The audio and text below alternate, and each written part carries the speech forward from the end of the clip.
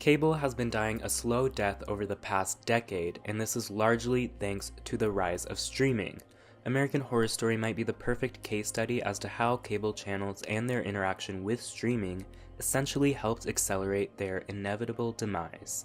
Let's start with an overview of American Horror Story's ratings over the years. Cable television was still riding off of the highs of the 2000s when American Horror Story entered the scene in 2011, and our favorite anthology series steadily gained viewers in its first 4 seasons, and the series' viewership peaked with the premiere of Freak Show, Season 4, Episode 1, Monsters Among Us. This episode was viewed by over 6 million people live on October 8th, 2014, and the following year, Hotel came just short of matching that record, pulling in 5.8 million live viewers for its premiere. But as you may see by this graph, I would argue that Hotel marks the turning point for American Horror Story.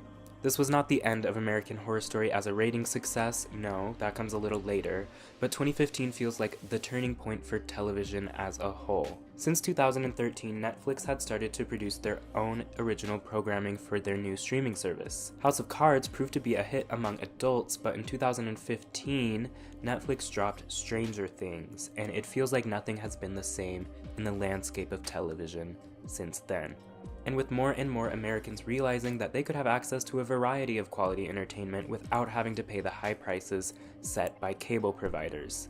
Netflix's original programming was competitive and helped to accelerate the movement of people cutting the cord with their cable providers. Soon enough, more streaming services began appearing, and cable networks began to want to dip their toes into the streaming world, perhaps hoping to keep their brands and shows at the forefront of the younger demographics' attention. Nonetheless, from 2015 on, cable and network television has seen their viewership falling consistently each year. This is reflected in the ratings of American Horror Story, and certainly AHS has lost a lot of its core audience over the years. This is not helped by the state of television as a whole, but this is not to say that American Horror Story isn't partially responsible for the decline as well. But in this video, I want to focus on ratings and AHS's relationship with streaming. So the first time American Horror Story crossed over into streaming was in Season 8 with the much anticipated crossover season Apocalypse. For this season, FX decided to use American Horror Story to promote their own new streaming service called FX Plus. Only the way they decided to promote FX Plus was to release episodes of Apocalypse early to subscribers of the service. This is one of the most baffling decisions I've seen FX make, because they're essentially sabotaging their own ratings and sacrificing one of their flagship shows.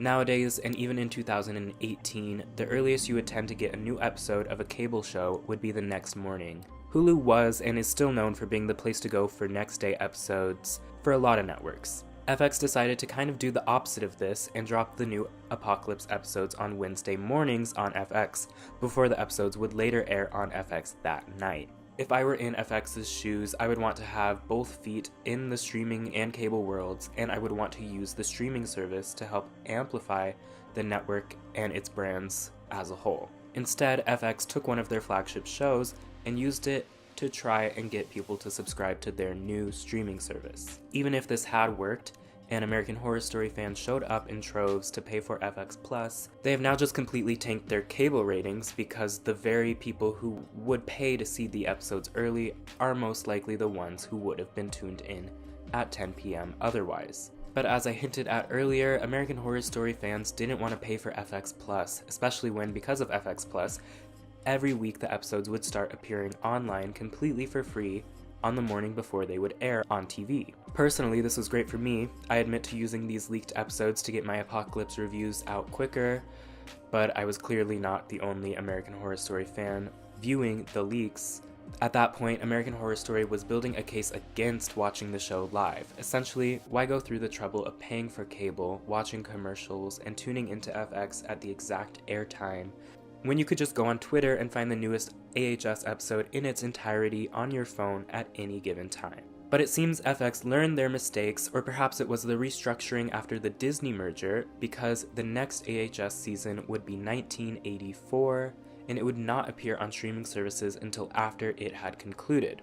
With FX Plus becoming FX Now, the entirety of 1984 was made available the week following the season finale.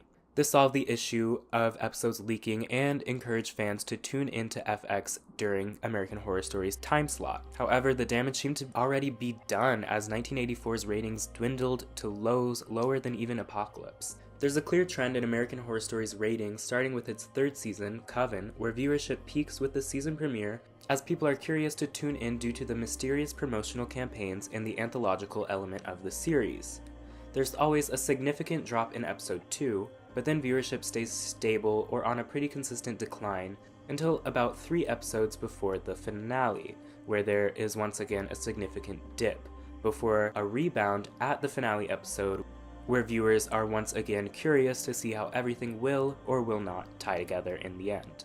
For the most part, this trend is visible in every season from Coven to 1984, but as you can see, each year the numbers consistently get smaller and smaller from 2013 to 2019. The fact that Apocalypse looks like a natural decline in comparison to its surrounding season tells us that the damage done by FX Plus itself was not to blame for the death of American Horror Story's ratings. So let's talk about season 10, Double Feature, which suffered from 2 years without American Horror Story on TV. And the return of FX's flagship show definitely didn't make any waves if we're only looking at the Nielsen ratings, which is pretty much all we have. So, like 1984, Double Feature episodes premiered Wednesdays on FX, but unlike 1984, they were available to stream on Hulu the following morning. So this now gives us a very tiny window of exclusivity that FX has given itself, and it's simply not enough for fans to want to pay for cable, essentially. In the era of seasons dropping all at once, nowadays most people don't form appointment viewing television habits, meaning they'll watch what they want to watch when they want to watch it. What I'm trying to say is having American Horror Story episodes available on streaming less than 12 hours after they air contributes to a decline in ratings, because even American Horror Story fans who have access to cable may still choose to wait for an ad-free version, especially if it's available by the time they wake up the next morning. But I can see why navigating streaming is so difficult for cable networks like FX. Cable is already dying no matter what, so they're simultaneously trying to hold on to what little live audience they have while also trying to stay relevant and viable in streaming, where the majority of mainstream consumers are watching television. Before Disney bought Fox, FX's attempt at having their foot in the streaming world was FX Plus, and later FX Now. But starting in 2021 under Disney, FX Future seems to be under the name FX on Hulu. One of the most interesting decisions post-Disney was the choice to spin off AHS into its own episodic anthology exclusive to Hulu. American Horror Stories was a clear attempt to appeal to a younger audience than AHS, and it was exclusive to streaming. There's a lot of reasons why I think this series was a huge misfire, but that is a video for another day. The point is, it seems that FX is toying with the possibility of the franchise living on through streaming once its days on cable are over. Sure, maybe the way to go out is by succumbing to the competition, but to say that broadcast television has already died is not quite accurate. There's still a wide enough audience paying for cable to keep it afloat, and there are still network and cable television hit shows, though they do seem few and far between. Before I go on, let me say this video is inspired by a Variety article by Gavin Bridge called How Getting Streaming Wrong Costs the TV Industry, which does bring up American Horror Story as an example, but it does focus on a larger pool of series and networks to demonstrate what I'm talking about solely in the context of American Horror Story. The article is linked below if you want some more context, but as the article brings up, one of the few hits of modern cable television is a show called Yellowstone, which has been airing since 2018 on the Paramount Network. And if you're like me, you may not even know this network exists, but Yellowstone premiered with a streaming deal with Peacock. But unlike how double feature episodes were available on Hulu the day after they aired, new episodes of Yellowstone wouldn't be available on Peacock until 5 months after they originally aired. The difference of a window of 12 hours and one of 5 months is what drives an increase in live viewership. It's the same thing for movies, for example. If you show a movie exclusively in theaters for 6 months, it's going to make more money than one that was made available on streaming just 45 days after it began its theatrical run. People are willing to wait a little longer to watch something for free than they are to pay to watch it early, essentially. Having Yellowstone be exclusive to Paramount Network certainly paid off, and just like American Horror Story, Yellowstone also had to take a 2-year hiatus because of the pandemic. During this hiatus, Yellowstone and American Horror Story's entire catalogs were available on their respective streaming services, but when they both eventually returned to network television from their hiatuses, Yellowstone premiered to ratings higher than they'd ever had before. Meanwhile, American Horror Story floundered to new series lows every single week, never even hitting the benchmark of 1 million live viewers. The reason for this is that Yellowstone stuck with being exclusive to television during the airing of the season, where, as we know, American Horror Story was put on Hulu the morning after it aired. Yellowstone and American Horror Story aren't super comparable shows.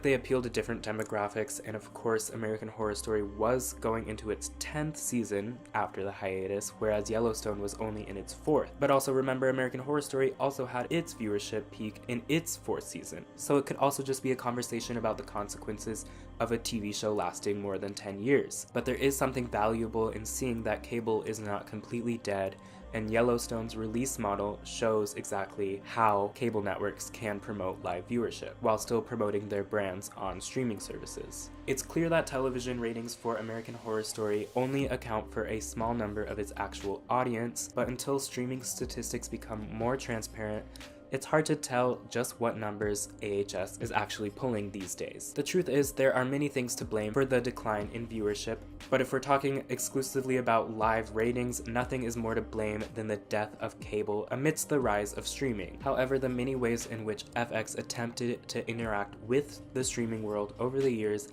can claim a large responsibility for accelerating its own inevitable death. Alright, so I've been wanting to do a statistics-based video on the ratings of AHS for forever now, so I'm glad that this article kind of gave me a more clear angle to come at it from. For this video, I tried to stay away from factors like the cast, the writing, cinematography, and whatnot, and instead focus on the statistics from a wider television perspective, but I could easily do a part 2 of this video where I hone in on the creative choices that have also contributed to the show's decline over its 10 years. So let me know if you're interested in that. If you like this video, give it a thumbs up. You may have noticed I've been on a bit of an extended hiatus, so all of your thumbs ups and comments that you guys can give are very helpful to getting me recommended to all my subscribers again. But yeah, at the end of the day, I love American Horror Story, as I'm sure you do as well. But any show is going to go through some changes over 10 seasons, and it certainly doesn't help that these 10 seasons took place during the rise of streaming. But despite all of the odds, American Horror Story lives on. I'll be making videos on season 11 news when it comes out, so subscribe, stay tuned for that. Thank you guys for watching, and I'll see you next time.